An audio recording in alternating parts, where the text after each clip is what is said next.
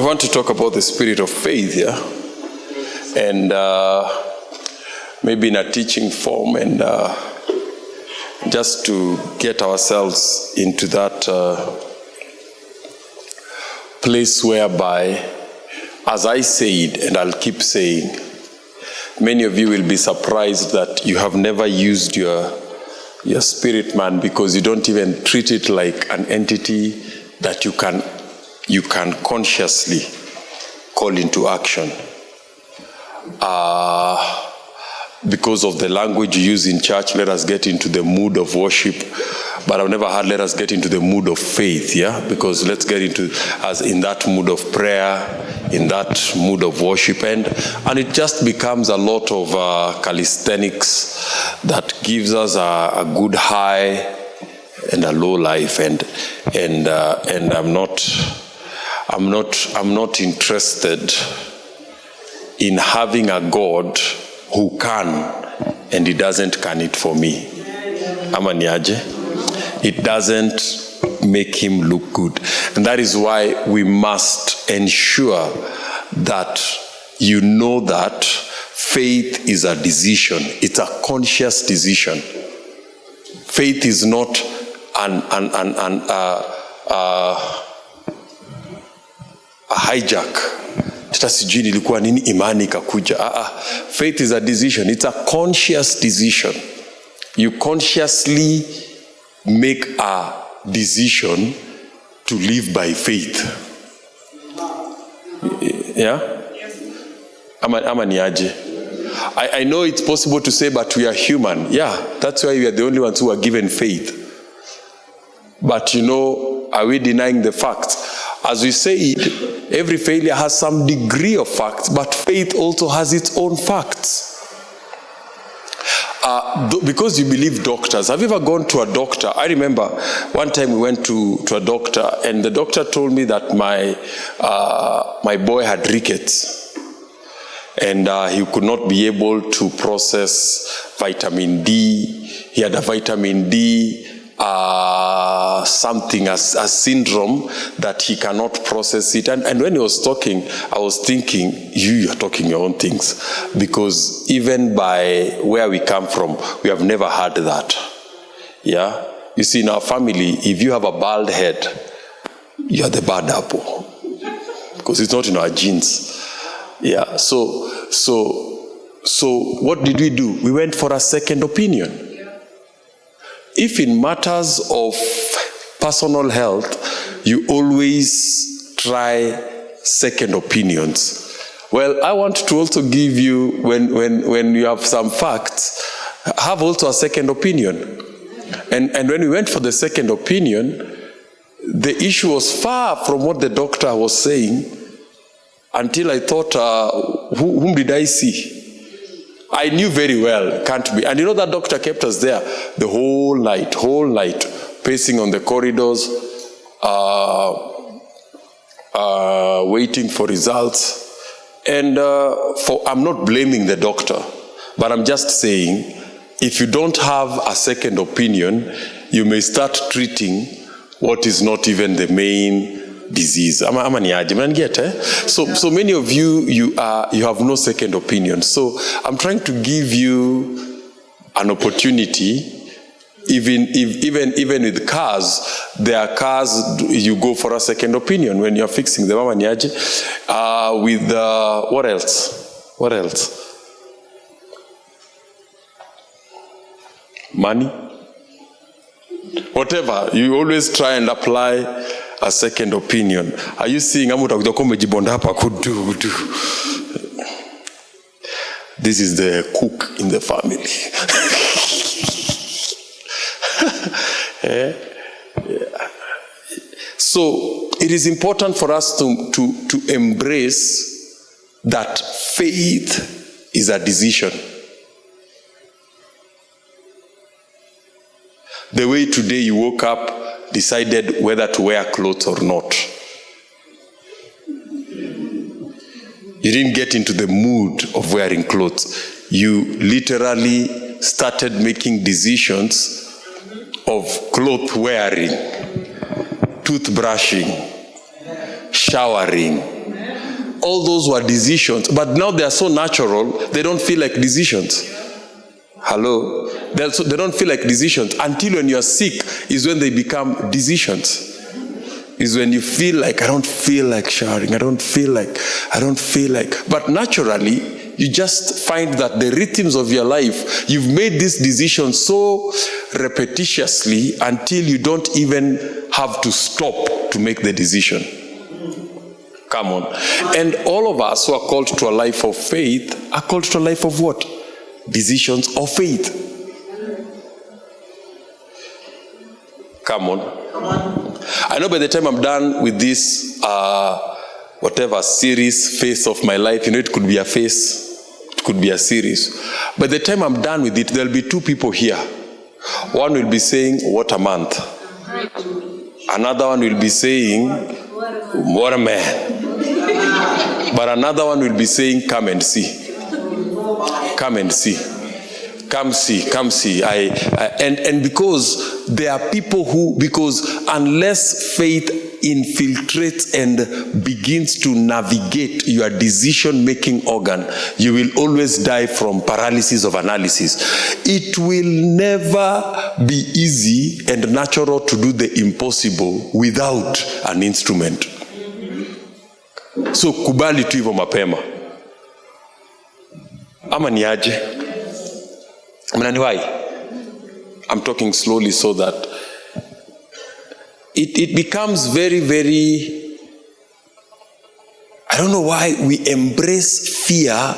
You know how somebody, as I always say, most of you have made a plan that good things will come late in your life. And that's okay. You keep your plan.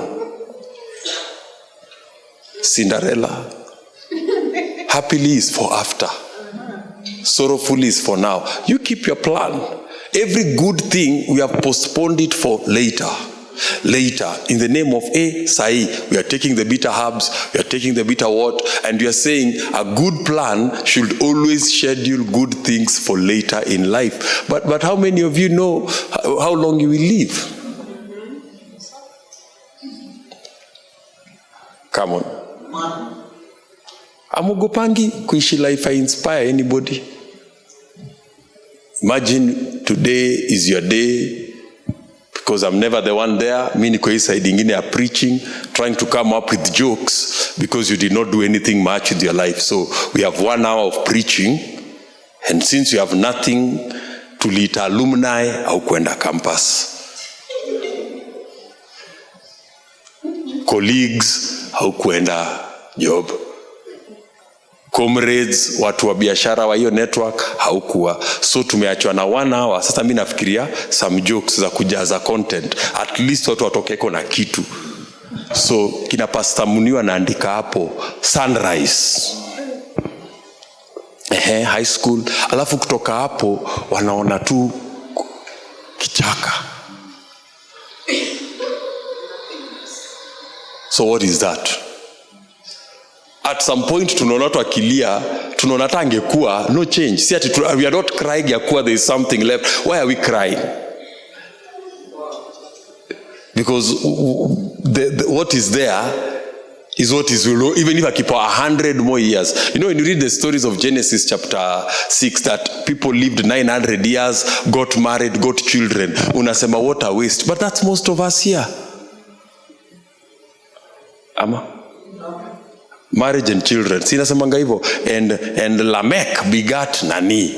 And he lived 877 years. And Methuselah lived to 900 and he begat. And so we read those stories and we actually think, hata alikuwa anaishi tu maisha mrefu na kuoana tu. After he begat Mahailil, he lived 840 years and had sons and daughters. So don't worry, there are people like you who are here before. You are a Genesis 5 league. Hatujaona kwa the book of Hebrews 5. Tulipewa time, tulisomewa wote. kwa Hebrews 11 tuliambiwa time will not allow us to say of the works of David. Kuna wengine ni time kwa sababu wa muda, lakini hawa wanaona time inaweza tu allow because ni press play pause repeat. Sasa hii ni maisha gani?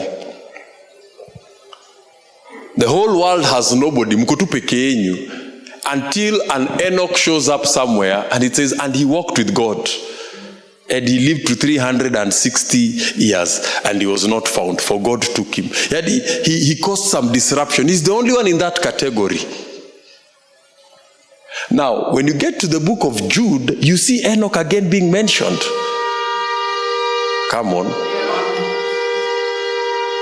Hello. Hata mtume mtu wako wa kukubeba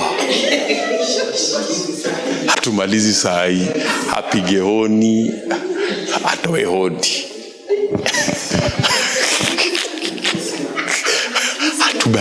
Hatushtuki. Sikisi hatushtuki sisi. Mwambie tu arudi saa 3 huko. Saa 3:30 hapo, 9:30ish. Tumeona wale wengine walikuja mpaka na mapikipiki zinatoa mabaruti nyuma. Look at this. Now Enoch, the 7th from Adam, prophesied about these men, saying, behold, the Lord comes with 10,000 of his saints. As we are just seeing he walked, but we are seeing the activation. When you hear that word prophecy, you will come to see it is according to the measure of faith. Na mimi siwezi kukupasta na all tunafanya ni mringari. Mimi ndaboeka. Come on. Ndaboeka kwa sababu I just know you are my next assassin. You are the one who will betray me. Because you'll start thinking like watu wanabaguliwa. But tutakuja kuombea nini? Tushakuombea wewe. Oh, you're in church. We didn't know you're in church. You're here. Thank you. Text your ride and tell him to give you 2 hours. Tell them 2 hours. You'll be done. Hello? Come on, guys. So this thing is Colossus. Ama niaje? This thing is something that I think if we gave ourselves to following faith, because you'll discover it's a decision. Faith is a decision. It is not this. You know, I see a lot of people saying, I read my Bible to have faith. No. There are people who have read it and come out with saying that God is a woman and a man can marry a man. So this Bible in a marble too. The instrument is faith. Yeah. And it is a decision. Come on. How many of you know how to make decisions? You know, some of you don't know how to make decisions. Most of you, it depends on the strongest emotion at that time. Some of you, it depends on the strongest opportunity at that time. You don't know how to make what you call a quality decision. A quality decision is an irreversible decision. Like God said, and lo, I am with you always. That's a decision. Now God is saying, I'm with you always. You choose. I'll be with you. You, if you want to sleep all your life, I'll be with you. I'll be with you. I'll join you. You talk of sleep. I put Adam to sleep. I'll put you to sleep more than anybody else. So faith is a what? Faith is a what? Faith is a what? Faith is a what? It's a?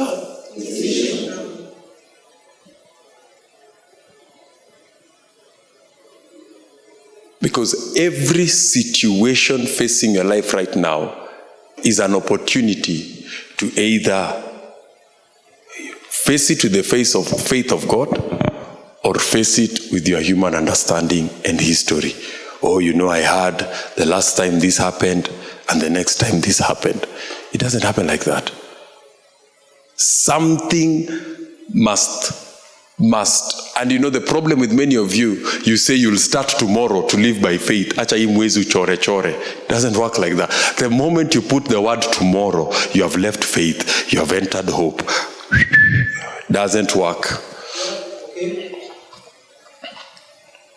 Because the Bible says now, faith, it's now. It's now. You can make the decision now. That now. I'm making that decision. I'm making a conscious quality decision. Okay, let me put a situation in place. Mark chapter 5. And maybe on Sunday we'll keep on doing we'll do the atmosphere of faith. Is that Mark? Kwa unaongea na uko vitu zako. Mark 5:21. Now when Jesus had crossed over again by the boat to the other side, a great multitude gathered to him, and he was by the sea. And behold, one of the rulers of the synagogue came, Jairus by name, and when he saw him, he fell at his feet and begged him earnestly, saying, "What happens? My little daughter lies at the point of what? Do what? Come and lay your hands on her, that she may be healed, and she will live." So Jesus went with him, and a great multitude followed him and thronged him. Now a certain woman had a flow of blood for 12 years, and had suffered many things from many physicians. She had spent all that she had, and was not what? But rather grew worse. When she heard about Jesus, she came behind in the crowd and touched his garment. For what had happened? For she said, decision. Jesus didn't touch her. Nigusete na Bwana, nigusete. It is not relating to the sermon, but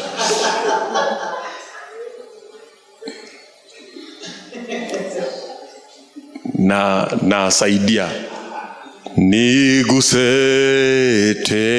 na, nigusete na. It's very melodious. It is stimulating the right emotion. People love to be touched. Actually, people say their touch is our body. The largest part of the body is our skin. So touch is a very high need. So you think ukiguswa tena guswi. She said. I said she said. Jesus was not in her calendar. Jesus was not in her agenda. Jesus was not making her, she was not even the priority. For she said. I said for she said. You may have gone through everything, but what decisions are you making? She has grown worse. She's touching Jesus at her worst. It's her 12th year, not her 12th day. Wow. Come on. It's her 12th year. But she still has to make a decision if something's gonna give. Wow. If only I may touch his clothes, I shall be made well. He didn't bother to say, Jesus, touch me. I'll make the decision to touch your clothes and I will be made well. Verse 29, immediately, look at that. Immediately, she didn't say, well, acha Jesus aende hivi kwa Jairus, akirudi ndaona kama atakuwa ameshikana na watu wengi, I'll touch her. But when she saw Jesus, she said, hey, if I touch, I'll be healed. She touched, and the moment she made that inner decision, that immediately, and that's why you can make a decision this year, hey, I'm building. Come on. You think you're finding a job. You can say this year, I'm building. Hello? But you know the problem with some of us, we get distracted after we make that decision. We begin to come up with pigments of what can go wrong. Hey, my God, I had not figured that out.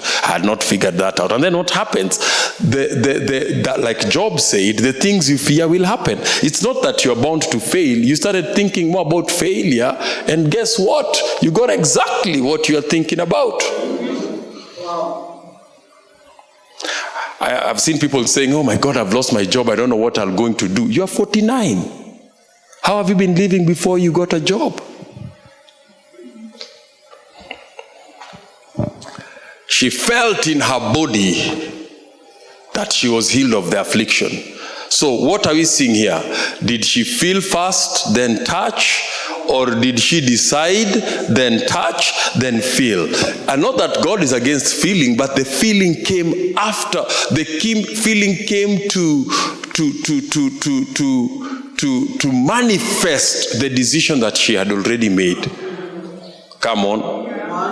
Hello? She made a decision. The crowds won't get smaller because you're sick. She felt in her body that she was healed. Next verse says what? And Jesus immediately. So there are two immediates here. The one who is making the decision has an immediate effect, and Jesus is also having an immediate effect. That's why faith is a decision. If you can make a decision right now, Jesus will know immediately that you have made that decision, and your life will go on. You know, this thing works. I know inakani kama ni mchezo, but this thing works. This thing works. That is why A students are working for D students. Because once you get a D, society categorizes you as a failure. So you start working by faith. Once you get an A, society categorizes you as smart. Then it sends you to university to be taught by wagons. No engines. Padded seats. So you sit there in class and you think you are the smartest in the group. And then the next thing, you are the ones always on the streets. The doctors are on the streets. You can actually, and Jesus felt what? Power had gone out of him and turned around and said, who touched me? Verse 31 says, but his disciples says, you see the multitude thronging you, and you say, who touched me? And he looked around to see who had done this thing. But the woman, fearing and trembling, knowing what had happened to her, came and fell down before him and told him the whole truth. And he said, daughter, what has happened? My power? My power? My power? My clothes? My newly ironed leather jacket has made you well? Simple. Daughter, your faith has made you well. Go in peace and be healed of your affliction. It took a decision, and that decision in time brought everything that God had from God to her. That even when God was not paying attention, he could not ignore faith. Hello? Am I talking to somebody here? Am I talking to somebody here? As I told you that faith comes with its own wisdoms. The wisdom was now touch the hem of his garment. The moment she decided, this is Jesus, I must get healed, then the wisdom was touch the hem of his garment. Up to that time, nobody had heard the story of touching the hem of his garment. Then he figured, hey, let me touch the hem of his garment. Next verse, where we now meet you, next verse comes, while he was still speaking, this is now you, some came from the ruler of the synagogue's house, who said, your daughter is dead, why trouble the teacher any further? As soon as Jesus heard the word that was spoken, what did he do? He said to the ruler of the synagogue, what did he tell him? Do not be afraid, only believe. Those are the two gaps. You can't stop information. You can't stop information. But when you let information persuade you to abandon faith and get into fear, and that's how many of us turn back, because information quickly persuades us from the faith we were walking with, and now we jump into the fear. And now he says, immediately Jesus knows that fear is being planted. And you know, they are saying they are coming from the house. They're not coming from the streets. They have come from the house.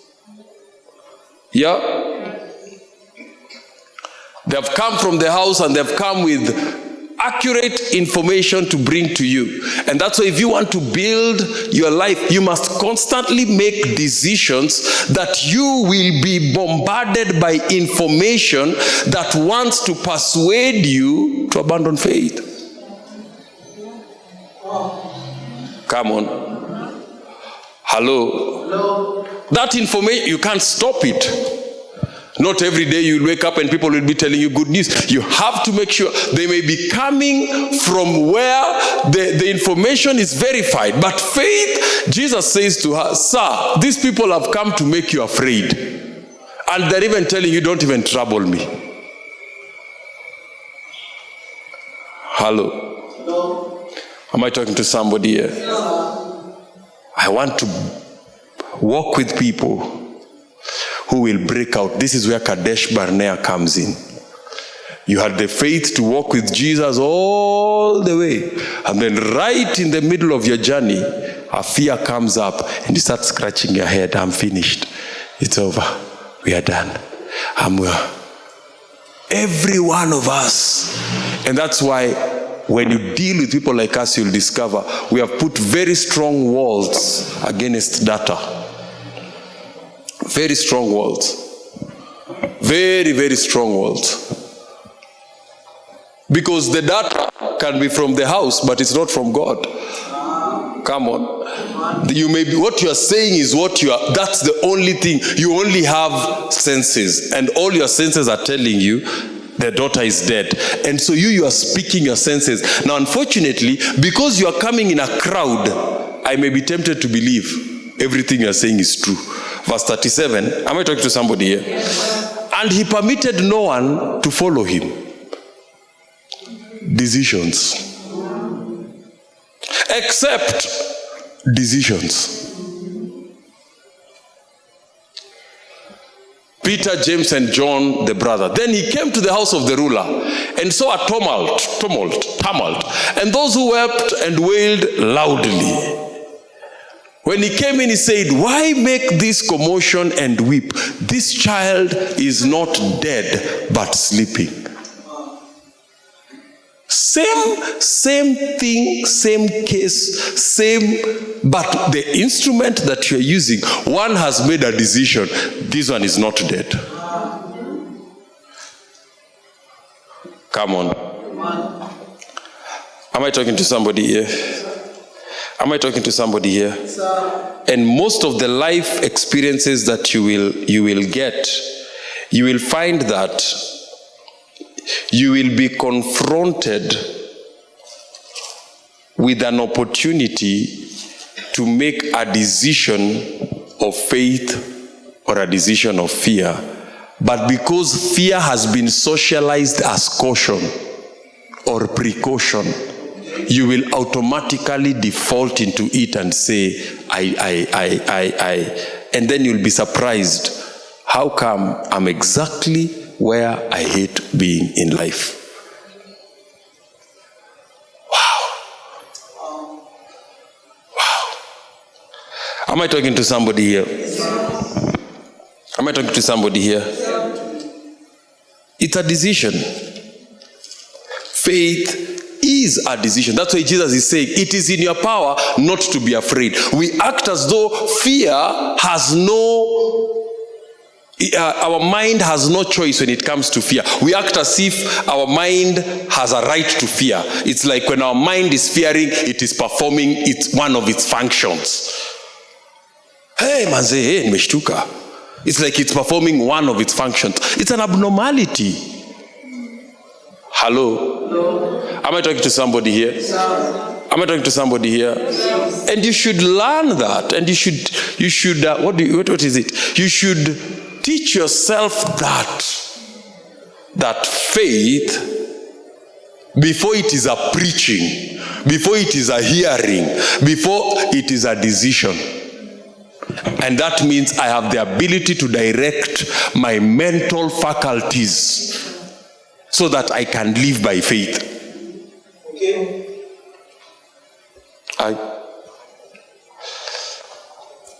Ama ni aje?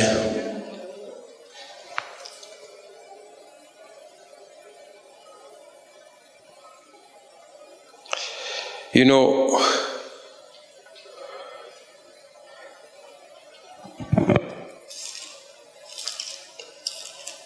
anywhere Jesus moves, he either moves by compassion or he either moves in response to the trigger of faith.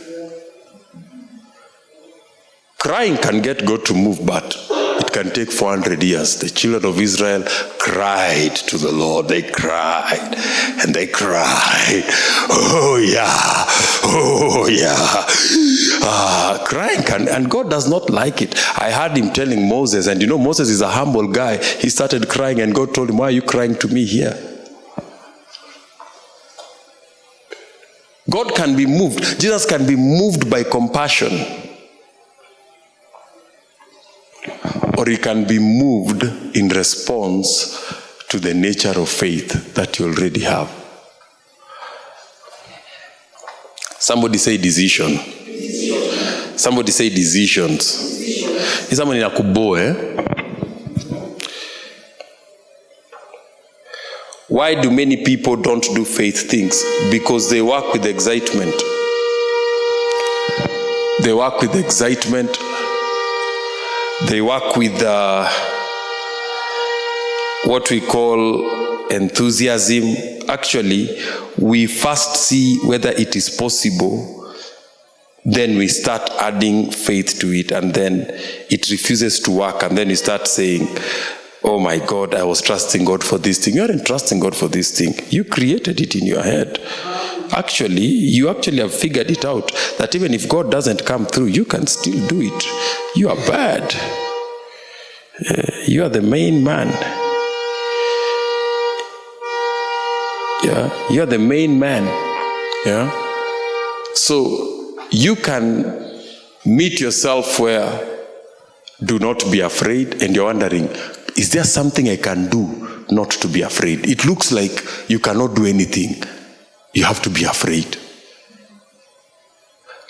I can tell you for free, if there's one person, somebody has been told, ameisha, ni mimi. Everybody says, Abisha ameisha, Welly ameisha. He's gone. Count him out, he's finished. So even as you're looking at me now, I'm finished. You're listening to a finished man. I'm finished. Come on. Come on. I remember when Rev was in hospital, and in the darkest night, there was one, there are people days and then there's a dark night, and the wife sent me a text that he's fighting for his life. I had to say he's going nowhere. Because once I start seeing crosses, by the way, I've seen a cross, I've seen a 2 feet coffin, hey, he's fighting for his life, so I'll start planning the next thing.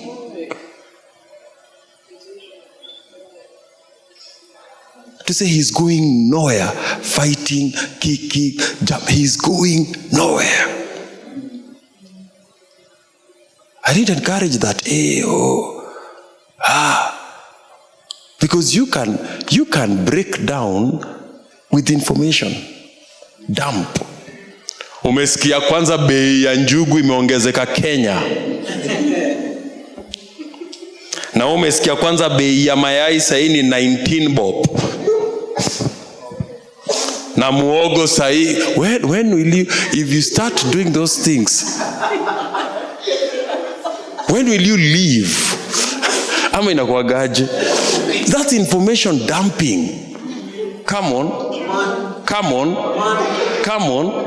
That's information. There's a dumping that people do on people in the name of their informing them. And that's why when you work with me, I don't like accountants very much, because accountants have a way of doing sheets, profits, loss, asset, liability.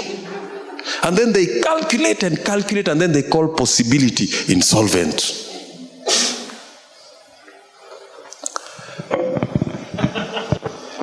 I'm not saying it's a bad profession, but I'm just saying that And they struggle with faith a lot because they spend a lot of time with calculators, calculating this, calculating that, calculating this, calculating that. Now, if you are the widow who the prophet has come to you and has told you, go gather empty vessels and don't gather a few, you will be asking, but the oil is little. So when she went and brought, the oil started flowing akambiwa. When she ran out of vessels, the oil dried. Sasa sisi ufanyanga kazi hivyo. So you may see us gathering empty things and you're wondering, what are these people doing? Hello? So you may wonder, we are gathering empty things. So in the mind of the person, so goje kwanza the oily flow so that you gather. And I no, you go gather empty vessels there. If you come and say the wine is finished and you're told pour water. You know, when you have idolized your mind so much, it has a way of limiting your faith because it creates a god of itself. Because the mind is a lazy organ. It hates stretching. That's why you have always been starting the gym. It hates the body. It is only provoked by jealousy. Na nuwe luzweitu vipoa, next week naanza. Hiyo baridi ilikuwa juzi, nikimbie kwani mini mchawi. Your mind will never come and compliment you whenever you want to do change. Your mind will always tell you it will be painful, it will be hard, it will be painful. That's okay, and as we more. Come on.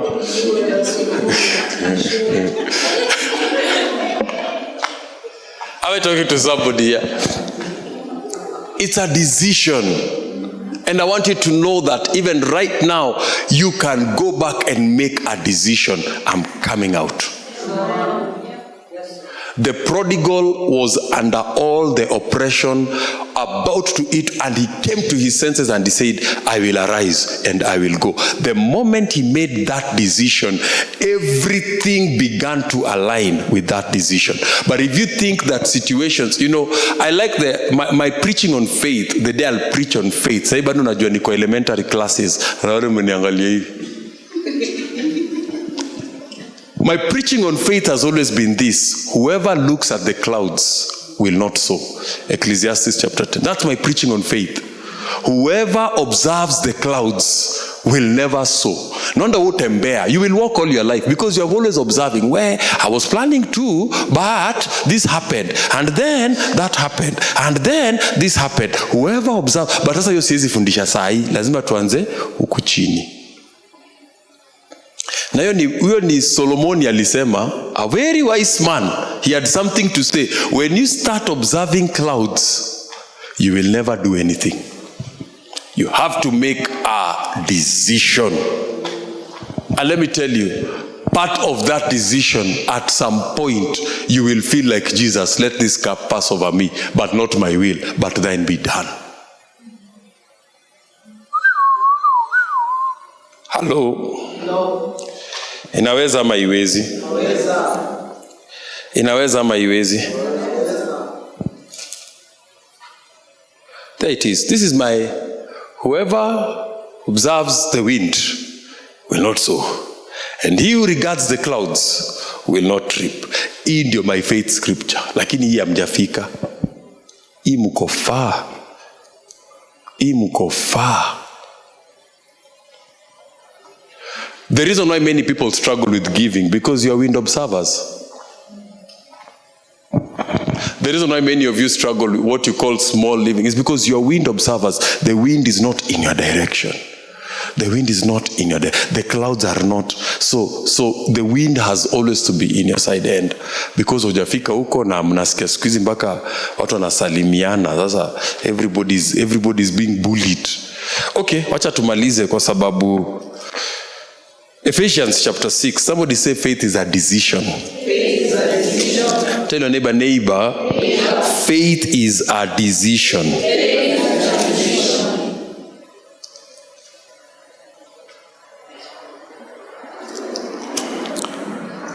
Ephesians 6:10. Na wabo acha nikuishi maisha zingine mtaenda heaven. Mulizwe na Bartholomeo, wetu ni kali kitu dileta.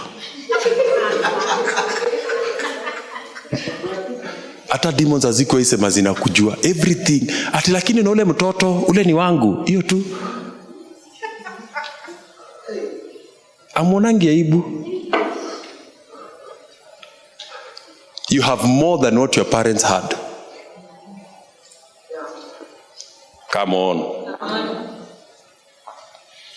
Finally, yani Paul preach vitu noma noma. Ameongea about the church.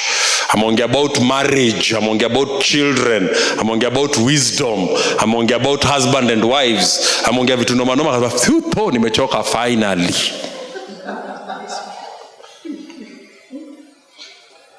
Be strong in the Lord and in the power of his might. Put on. That's a decision. Ama niaje? Who here found the clothes you are wearing on you? Unless you were high yesterday night, uliekewa mushere.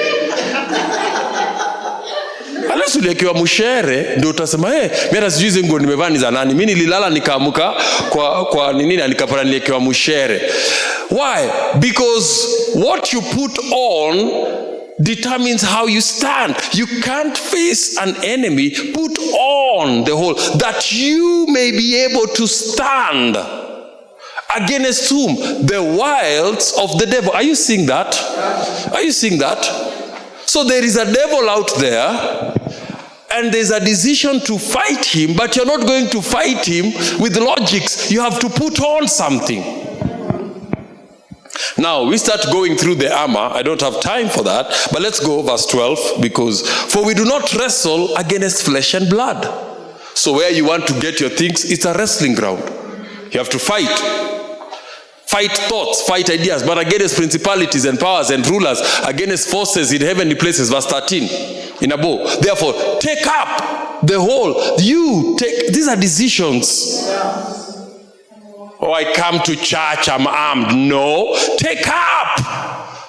How do I know? If you are not standing, you have not put it on. Because there is the evil one and the evil day. So when you are dealing and making decisions about life, you must know some of these decisions will have to deal with the evil one, and some of these decisions will have to deal with the evil day. And all of them, God has equipped us to handle them. My mother dying was an evil day. You think it was a happy day? Oh, happy day. Oh, happy day. Oh, mommy's in heaven. Mommy's in... This was not a happy day. It's an evil day. And because how do I know you are not armed? Because how you handle your evil days tell me. It tells me, oh, my love has gone.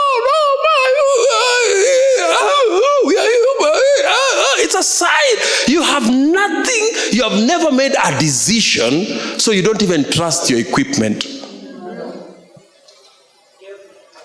You have a kindergarten God who brings you lollipops.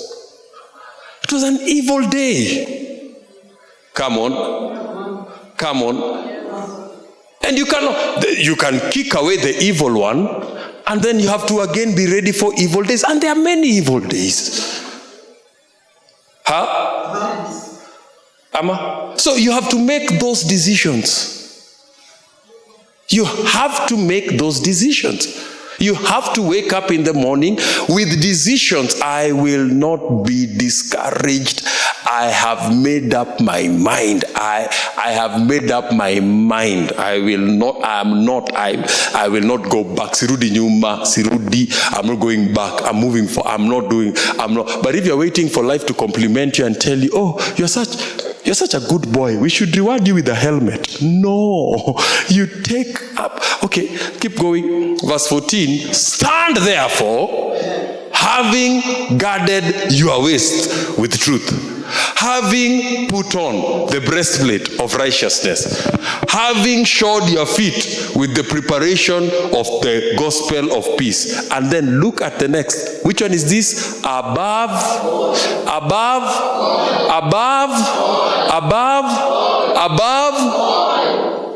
What is the word there? Taking. Taking. Taking. Taking. Faith will not just jump on itself. You have to taking the shield of faith. Why? With which, what will you do with it? You will be able to quench all, not some, all the fiery darts of the evil one. So when we are talking about faith, it's a decision. It is something you take. Mnanisikia? Mnanisikia? Mnanisikia? You have to inform yourself. In this situation, I am taking my faith. I am taking this because it is a shield. I am taking it up. Because if I don't take it up, I'll go berserk. That is why many of you have the truth, you have the righteousness, you have the helmet, but the faith, because all those things don't come together. You can sit in church all your life and be harassed by poverty, pity parties, demons, problematic people. Your life will be running a havoc and you'll be waiting for people to sympathize and empathize and tell you kweli kabisa bish, enye kukapitia, umekapitia. I don't need it. I don't need it. Taking the shield of faith. It's a decision. It's a decision. It's a decision. It's a decision. You have to take it, or else you will not be able to quench all. That tells you they're not coming the way you think ati moja. Nana naambiaga mtu, unajua hii, sometimes when you are fighting and you're hiding, hii kulialia ukifikiria ati I'm going through a phase, you may be informing the enemy where you are.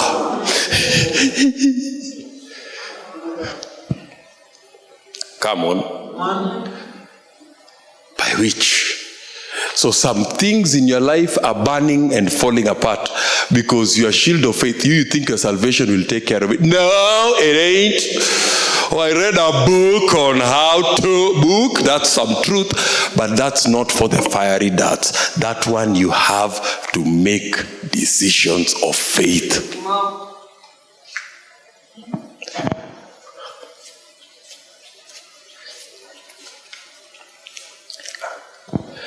Wow, that's a very, very important lesson. And let me tell you, small-minded people hate making decisions. They like blame. They like playing victim. Oh, you know. Decisions. That is why when God says, choose ye today, he said, I've placed before you life and death. Choose.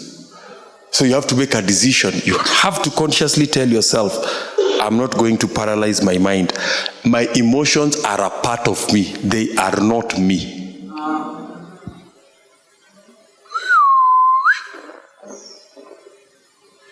Taking.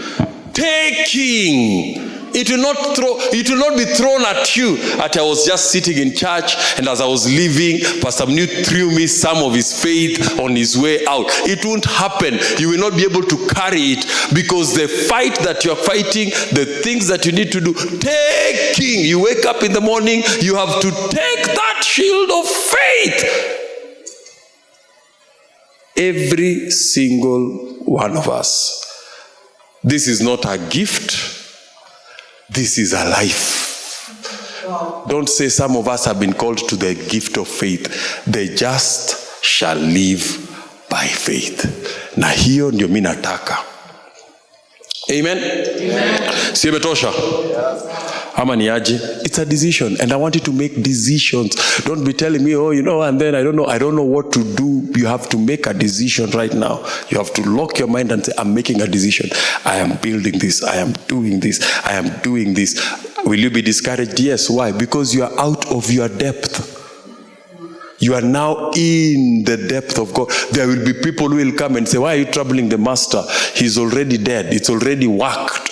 It's too late. It's too late to turn around. It's too late. It's not about deadly. It's not about sorrowful. Doesn't help. For all these things does not, it says this life you are called to. Take that shield. Take that shield. Come on. Hallelujah. You know, and I'll tell you this. I once fell in the trap of believing in men. I had very good friends, and I believed in them. And God took me through the hardest lesson. First day that we started off, Amaisia Church, in Yandani. Well, online church, that's all you can afford for today. There's no need for you to have more than you've paid for. I know you need to watch news to know whether the price of milk and tea has gone far. And if there's a pastor watching, I'm not talking to you, I'm just talking to our people.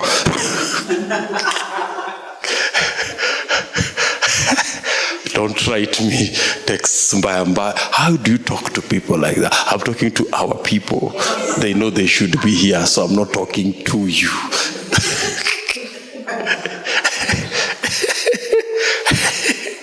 Hallelujah. Every day you wake up, you choose, I'll live by fear or I'll live by faith. Faith has got its own source and its own resource. Fear has got its own source and its own resource. And so we want to release the online church. Thank you very much for joining us. The Paybill number is there, 200-302. Go ahead and give in the spirit of faith and begin to test your decisions of faith. And one of the tests that tests your decisiveness is in that area. So go ahead and give in Jesus' name as we finish up here. Amen.